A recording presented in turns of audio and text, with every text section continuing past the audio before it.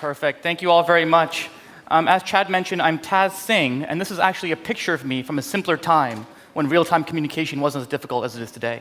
Because you see, I have a bit of a history with real-time communications, as the second thing I ever built was kind of like this 3D space shooter, and it was built on top of DirectX and C++6 at the time, Visual C++6 at the time.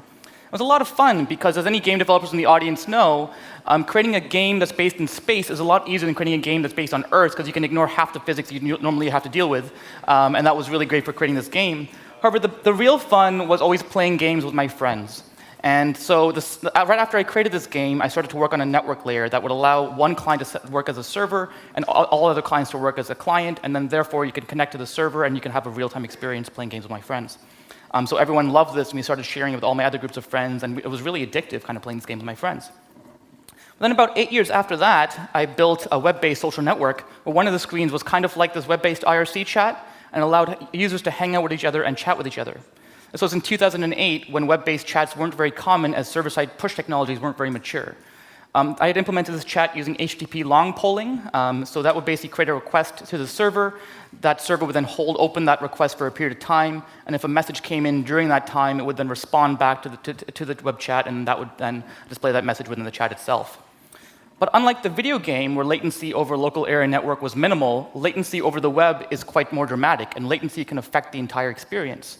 So essentially what I had to do was any request to the server, I had to send back like the latest event that it knew about back to the server, and the server basically had to send back all events from that point onwards, and the client basically had to reconcile the state of data on the client itself. And this was basically how you would do messaging back then. You kind of have to structure your data as a structured event log and kind of replay all events from that point forward. I mean, if you've been around during that time and you kind of created stuff on the web during that time, you might be wondering why I didn't use another web-native approach called GIF sockets. So GIF sockets are kind of like this. So if you actually know the exact dimensions of the UI that you want to render, you can actually get your server to render the entire UI for you. And that works because it leverages animated GIFs. So that, like the way that animated GIFs render on the web is it renders the first kind of screen, and then it will get the next frame, and then render the next frame, and then it'll get the frame after that, and then render the frame after that. So you could essentially get a fully real-time experience working with just animated GIFs, like pre-rendered on a server on the web back then as well. And so here we have an implementation in Clojure, and he's actually just creating a message inside that application right now. So he's actually encoding that message through the GIF stream. And within the web browser, once he has it running, you should be able to see a real-time chat experience inside an animated GIF. There we go. Hello, GIF sockets. Admittedly, it's quite a small screen that this video is on, but you should be able to see the screen updating there. It should say Hola next. There we go. That's been updated from the server. It's server-side push through an animated GIF. So of course, this is absolutely ridiculous, and it's not accessible in any way, and you can't copy and paste any of this text, and it eats data for each and every message sent, especially if a large UI. But this was one of the few ways of getting real-time to work on the web back then, unless you're silly and want to use something like Flash, of course. Then about 8 years after that, I'm now working at Mainframe to build the next generation of communication software. And unlike the first real-time thing that I built, where everything was real-time, but network latency and bidirectional data transfer weren't issues, or the second major real-time thing I built, where only part of the UI was real-time, but had major network latency issues and bidirectional data transfer issues as well, because it was using HTTP long polling, at Mainframe, absolutely everything is real-time. I mean, you can pick up one device and send a message on there, and you should be able to immediately see it on any other device, along with all other participants within that conversation. You should be able to change your profile picture, and everyone that sees that profile picture should see it change immediately as well. If you join a conversation on your desktop client and you pick up your phone and walk out the door, you should be able to continue chatting on that conversation as you're walking down the street. Absolutely everything in this UI is controlled via real time. And of course, since we're building for businesses, it needs to be scaled, it needs to be robust, it needs to be a solid messaging experience. You can't just say, oh, hey, boss, I didn't do that thing because I didn't get the message. I mean, they're not going to like that very much. So this has to be a solid, robust, real-time experience. Now, at Mainframe, we started out with something like this, essentially a custom response for every resource within our system, basically REST over WebSockets. And for each request to a resource, you get back a response specified for that resource itself. You would then have to create multiple queries back to the server to build up the client-side data requirements, and each resource would respond at different intervals, at different times, with different responses. So you kind of have to structure, basically accumulate all this on the client in order to actually create the data required for a view. I mean, does this sound familiar to anyone? Is there a technology that is out there that kind of solves this issue? I mean, this is literally a textbook example of problems that GraphQL solves, right? I mean, I hear GraphQL is really good at turning Lego blocks into actual Lego houses. So GraphQL would take whatever building blocks you have internally and transform that into whatever your client needs. Whether it's a house that looks like this, or the next day, if you want to build a house that looks like this, GraphQL will transform those blocks into whatever your client actually needs. So we thought we'd give it a shot at Mainframe. We thought I'd try this new GraphQL thing, and we thought we'd try to see how it can work within our real-time application. And so today I'm here to talk to you about real-time GraphQL from the trenches. So I'm curious what you think about that. What do you think about that talk title? Because I thought it was pretty good when I came up with it, but after that I came up with a few other talk titles. I want to hear what you think about those as well. I want to know what you think about keeping things in sync. And this one that I totally thought about on my own as well. Please mind the gap between the app and the platform. I thought about that totally on my own, didn't steal it from anyone. OK, cool. So let's carry on with what we did at Mainframe. And the first thing we start out with is actually an evaluation phase, where we look at the libraries, we look at what basically other people have done in the space, the libraries that they've built, and how that's going to assist us with building our own experience. So we looked at the major players in the GraphQL space, and we narrowed our search down to Relay or Apollo. And of course, there's pros and cons with each library. Basically, at the time, the surface area of each library kind of looked like this. The surface area given to you by Relay was quite large and rigid, and you couldn't really change it at all. And that was kind of what it looked like. Apollo was a lot smaller, but a lot more flexible at the same time. Relay gave us things like a global identity cache, like really nice pagination support. Apollo, you had to build a lot of those things on your own at the time. So if your app required maybe about this much functionality, you'd only maybe have to build maybe that little bit on top of Apollo, but Relay would just be simply too much for you to deal with. If your app required maybe about this much functionality, you'd have to build a bit more on top of Apollo, but I would still say Relay might not be for you. But for us, we found ourselves about here, where we'd have to build quite a bit on top of Apollo. And Relay, even though it had quite a rigid API, we could potentially deal with it. And if it didn't work for us, we could potentially drop down using just GraphQL or some other means of doing our data on that view, because generally it should work for the majority of our view. And so it should be fine. But since the time when we evaluated this, and since the time that we've actually noticed that, Relay has come up with a new release, and Apollo has actually been adding a bunch more functionality as well. So today, I think the landscape looks a bit more like this, where Apollo, like their line has gotten quite a bit bigger. They've added a global identity cache. They've added relay-based pagination. You can do all these things with Apollo. It's still a bit more flexible. You still have to build more on top of Apollo. But Relay Modern has also come out and created a much more flexible API as well. So it provides a lot out of the box, but it still gives you the flexibility that you need. And importantly for us, they've actually integrated subscriptions right into Relay Modern itself. And so at the end of the day, we went with Relay, and we're actually using Relay Modern now. And if you're using Relay Modern yourselves, you know that Relay Modern leverages a lot on static query compilations. You have to constantly run this Relay compiler. Like you change a query, run Relay compiler. You change a query, run Relay compiler. You change a query, run Relay compiler. So I actually created this library called Relay Compiler Webpack plugin, and it does literally what it sounds like. It hooks into your Webpack, and automatically, whenever you run Webpack, it'll automatically compile all those static queries within Relay. It just hooks into the Relay compiler itself. And so therefore, you don't have to constantly run the Relay compiler separately. You just kind of write your code within Webpack. You write your Relay code within there, and this will automatically just generate all those static fragments for you automatically. So really, you can tell the Relay compiler, oh, there's no sound, unfortunately, but you can tell it bye, bye, bye. I would usually dance, but I'm terrible at dancing. I would sing, like my last name would suggest, but I'm also terrible at singing. OK, so now that we have a library chosen, we have a way to actually deal with our UI. How do we actually deal with the real-time data? I mean, the GraphQL world, real-time data has never been handled very well. I mean, in fact, I remember mentioning speaking at GraphQL-Europe to my colleagues, and I remember seeing that the GraphQL-Europe site was built by GraphQL, and they went to go look at the speakers list, and this is what they found. What? The GraphQL-Europe site is built with GraphQL? I thought you were on the speakers list. I was announced via Twitter waiting for the site to be updated. Classic GraphQL not being real-time, and then some sassy dude snapping his fingers. So that's what they had to say. It was like GraphQL is just not very real-time. At least it doesn't do real-time very well. So how do we actually do real-time, considering our entire application is built off of real-time? Well, there's two paradigms for making this happen. The first is live queries, which are essentially where the entire query is alive and will send over its latest data if anything changes. The server will magically handle all the data dependencies and give you the updated data for any change. So, for example, if a user updates their profile picture, the server will just send over the updated data for that user's profile picture, thus creating a real-time experience. But, however, data dependencies can be quite complex.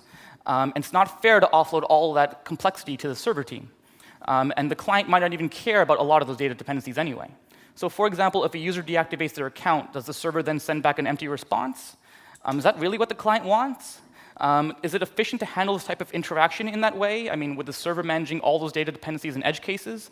And what if there are other edge cases that overlap those other edge cases and create a whole bunch of bugs in the server? I mean, it's kind of hard to predict what this is going to be ahead of time, and hard to predict when you're kind of building a product at scale. So in reality, you can see how this can be complex to model and interact with. For some use cases, it might work, but for others, it might completely fail.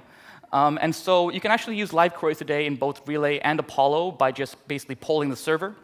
This will have the same effect of a live query without actually having server-side push. And this is how it's kind of handled today. You just continually poll the server for any new data. Of course, this isn't efficient in any way. You're still polling a server, and you're constantly asking the server, hey, has anything changed? No. Has anything changed? No. Has anything changed? No. It's just doing a lot of work, especially to resolve that entire GraphQL query. But for certain views, it might be fine. For certain views, it might be enough. Another way to accomplish real-time data is with subscriptions. So these are separate from your queries themselves, and these are only responsible for handling real-time data updates. You define specific events to listen to and specific payloads that are the response from the subscriptions themselves. This is in stark contrast with live queries, where live queries are responsible for listening to absolutely everything. With subscriptions, you're only listening to very specific events, and only the events that the actual client cares about. So it's therefore much easier to manage data dependencies and also creates a much more predictable experience for the client itself. So if we were to look at these two on a chart, live queries would be on one end of it, and subscriptions would be on the complete opposite end of it. There's been a lot of talk around the live and defer directives as well, which essentially annotate certain fields to arrive at a later date, and this would, I'd say, be somewhere in the middle. But these directives require server work as well as a client that's able to absorb it. So at Mainframe, we found that subscriptions were kind of the easiest kind of starting point. Like our old RESTful API worked in this way anyway, so there wasn't a whole lot of infrastructure to change. So we said, hey, let's move forward with subscriptions, and we can kind of see how that works for us and kind of tweak and kind of change it all from there. So we settled on our library called Relay, and we settled on real-time subscription implementation as well. And so to support all this, we need a server.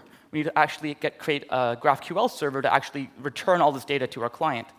And we're using Elixir at Mainframe, which is a language built on top of the Erlang virtual machine. So Erlang is well known for its usage in telecom and dealing with passage of data through real-time systems. And so it was a natural fit for us when building a real-time application. So where do we even start with this type of architecture? Well, for us, we have a cloud, and all of our users are interacting with us through the internet in some way. They'll create a WebSocket from the cloud into our application itself that will spin out an actual Erlang process in and of itself. If you're unfamiliar with Erlang, an Erlang process isn't a system process. It lives within Erlang as a very lightweight concurrency primitive within the Erlang virtual machine, and we spin out a process for each and every WebSocket. Those WebSocket processes are then responsible for things such as basically making sure that the WebSocket is basically authenticated and handling the bidirectional communication to and from the WebSocket itself. So now we have a place for data to be received by our application. How do we handle something like a GraphQL query? Well, there's this other library called Absinthe, which is on Elixir, and Absinthe actually parses GraphQL queries and provide data resolvers that we can hook into. So in this way, we can then use these data resolvers to query other processes within our system, such as account processes and conversation processes, which are, again, lightweight primitives within Erlang that house the data for accounts and house the data for conversations, and any kind of data related to an account or any kind of data related to a conversation. And by querying these processes, they will in turn maybe look at a database. If they don't have that information, they will pull that back into the process itself, cache that data within the process, and then return that back to Absinthe. Absinthe will basically create a response out of all those data basically out of all of that resolved data, and then respond back to the WebSocket itself to be passed back up to the cloud. So that's how we actually handle a GraphQL query within our system. And because we're just querying lightweight Erlang processes, because these already live in memory, it's incredibly fast and very cheap to access. What we've found is that we're able to have an extremely reliable GraphQL server by leveraging Erlang and by doing it in this way. Now, if we don't have a process for a certain type of data, we'll actually just spin one out. That process can then grab the data that it needs from the database and then populate it. We'll keep that process around for a given amount of time, and we'll set an idle timeout on it. And so if there are any other fragments, if there's anything else in our ecosystem that requires a piece of data, it's already cached in memory. So we don't need to spin up another process. We don't need to do a round trip to a database. It's already just in memory. You can just grab it right out of memory and respond immediately. If there are no more messages coming into that process, it will die after a specified idle timeout. So it'll die after a certain amount of time, and then again, we'll go through the same process, maybe spinning one up if we don't have it again. OK, so that's how we can work with GraphQL queries. What about mutations? Well, mutations are largely the same. Instead of just reading from the process, we just write to the process that's responsible for just updating the database. Pretty simple. But then what about subscriptions? So actually registering a subscription is really easy. All we have to do is take that in through a WebSocket, pass it in through Absinthe to actually parse what we're actually subscribing onto, and we keep the record of that subscription on the WebSocket process itself. Then if an event comes in that will need to be played off through that subscription, and that event can be either a direct result of a GraphQL mutation or some sort of third-party interaction. We can then basically use our process model to basically have a starting point, which is either the conversation or account process, work our way back up to the WebSocket, and then check if there's actually something that requires that event on the WebSocket itself. If there is, we can leverage Absinthe again to basically build up a GraphQL payload, and then again send that back up over to the WebSocket process. And that's how we can handle basically all of our interactions with a fully real-time GraphQL server with in-memory caching, process-driven, we're leveraging Elixir processes in order to create a fast and robust messaging experience. And it's quite nice, I have to say, to use the Erlang virtual machine. It's built for these types of workflows, and it's quite nice actually leveraging something that's built for something in the way that it's meant to be used. So it's quite nice using Erlang for this type of workflow. OK, so that's a quick overview of our server setup. How does this actually work on the client?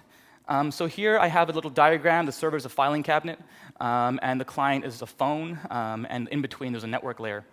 So on the client, we're going to make a GraphQL query request. It's going to send up a request to the server. The server is going to prepare a response. It's going to respond back down to the client. I mean, pretty simple stuff. Now, in our system, since everything's real time, sometimes we have to set up a subscription as a direct result of that query response. So we'll create a request on the client. We'll send that up to the server again. We'll create a subscription on the server, and we'll send down a success response to the client, which will then continue to update the client with basically updated events from that point onwards. So do you see the issue with this diagram? This is the issue right here. That's a massive danger zone. That's a massive gap in time where the server doesn't yet know, if there was an event to happen in this time, the server doesn't yet know that the client cares about this event, right? The server only knows that once it's actually created on the server itself. It doesn't know that prior to that happening. And so we have to create like a very robust messaging experience. And this gap can be quite wide. I mean, if you're talking about highly latent, slow mobile connections, this gap can be massive. If you're talking about like mobile, where you're constantly going offline and coming back online, you have to replay the scenario over and over again for each time you come back online. So this can happen multiple times within the life cycle of just a given view when dealing with mobile applications as well. So how do we actually address this gap? How do we actually bridge this gap in our application? How do we create a robust messaging experience where these events aren't dropped? Well, funny enough, we kind of go back to what I mentioned from 2008 with that web IRC chat. We kind of have implemented versioning on our responses. So each query responds with a version of all the data contained in that query. And then we create the subscription with the version given back to us from the query. In that way, the server now knows, OK, replay all events from when the actual response was prepared, replay that on the subscription itself. So in that way, we don't drop any events within that gap, and in that way, we can actually make sure we still have a robust experience at the end of the day. So how does this look on the server? So this was the diagram I showed you earlier about actually handling server-side-driven events. Essentially, we now cache any events on the actual WebSocket process for a period of time. And if there's any subscriptions created during that time, we'll then replay any events from that version onwards through the actual WebSocket process by basically resolving them through Absinthe for the body and then passing them back off to the WebSocket themselves. OK, and all of this is just in case the client says, I want you back. I swear there's like music to go along with this, but it's just not playing. I'm not a very good singer, or else I'd sing along for you. But anyway, and sing for you, ladies and gentlemen. Cool. So that's basically how we handle subscriptions. That's how we handle our server-side data flow. Let's take a look at the data requirements for our application for all of our views. So let's say this blob represents all the data requirements for our views on screen at a given time. And subscriptions are going to feed into those data requirements, right?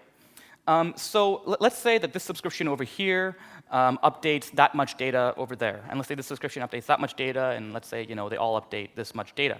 Right? You'll notice that some of these subscriptions will update basically overlapping amounts of data as other subscriptions themselves. So basically, the data that a subscription could be bound to could be updated as a result of another subscription. So really, we have subscriptions influencing data requirements, but we also have data requirements influencing subscriptions themselves. We have a complete cycle here between these two concepts within our system. So what does that mean in terms of the network diagram that I mentioned before? I mean, we just took a look at queries and subscriptions, but let's take a look at just the subscriptions for a moment. I mean, if we add another subscription to this diagram, we really run into the same danger zone that we had before. There could be messages dropped in between that gap. And so what do? Well, we have to basically respond with each subscription with a version as well. And then any further subscriptions basically use that version and then create a subscription using that previous version as well. So basically, every single thing, any single response in our entire system has a version along with it. And for anything created after that that's reliant on data from that version, we have to send that version back to a server, and server then has to replay any events moving forward. I mean, this is the same thing I was doing in 2008. I mean, surely there's a better way to do that now. Surely there's a better way to handle this in GraphQL. I mean, GraphQL is a new hotness, right? I mean, surely there's a new way to do this right now. And so I spent some time thinking about this problem. I spent some time thinking about how we can resolve this. And I'd love to share a proposal with you today, and I want to hear what you have to think about it. I call it subscribable fragments. Fragments being kind of the lowest common denominator of ways to kind of basically structure a query. And we spent a lot of time addressing the gap between missed events for a subscription. What if the subscription was just part of the query itself? What if we just described that as part of that one single operation and just sent that to a server instead of making it multiple operations? Maybe, and this is just a thought, maybe it can look something like this, where on a fragment, we can say, OK, this fragment subscribes to avatar changes, and the actual body of that subscription is this avatar change fragment. And maybe, I have it defined here explicitly, but maybe there can be an implicit field called avatar change ID, which is the ID of that subscription event. So we know how to basically patch that from a server back to a client. We know that, OK, a server is going to respond with this ID, a client is going to consume this ID. But critically, this is all part of the same single operation.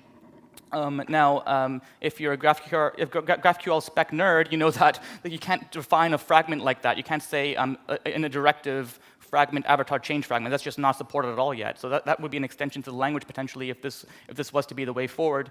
And since that would be an extension to the language, I'm wondering if maybe something like this could work, where subscribes to that entire thing could be an extension to the language. I wonder if something like that could work instead. But fundamentally, the core idea here is describing that subscription along with the query itself. So to take a look at the network diagram we went over before, this is what we looked at before. We wouldn't have to do any of that.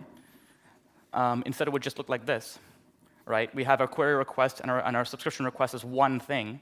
We send it up to the server as one operation, and we prepare the response and create the subscription as one operation, and then respond as one operation as well, and then events would just be kind of triggered from there. Our data requirements we looked at before, we wouldn't have any of that. All we would have is this, because our data requirements also include subscriptions in and of themselves. They aren't two separate things anymore. It's all just one and the same. And our server stack can be simplified as well, because we don't actually have to cache any of those events anymore. We don't have to do any of that at all. And in fact, heck, this entire presentation can be 2 slides. It can be a slide introducing myself, and this could be the next slide.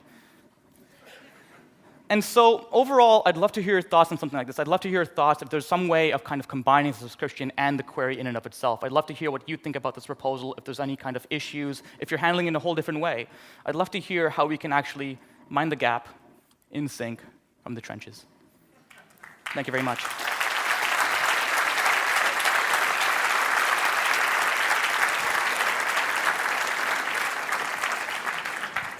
I think we do have time for one question, if we want to do it.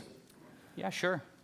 Any questions? There. Yes. So how would that work So I'm going to repeat the question. I'm not sure if everyone heard it. Basically, in real time, as you're interacting with the application, if you require more subscriptions to be set up, basically how would it work in terms of subscribable fragments? Well, like basically my view is that like ordinary subscriptions wouldn't go away. I mean, they're still there. They're still there to leverage. You can still just create an ordinary subscription. This is just another way of doing it. Like basically, I propose this because we have a coupling between the query and the subscription itself. If we're able to address that coupling and kind of address subscriptions separately where they are unique operations, they're not coupled to another piece of data, I think that would be the kind of core solution here that I'm looking for. All right, thank you. Perfect, thanks. All right, while we set up.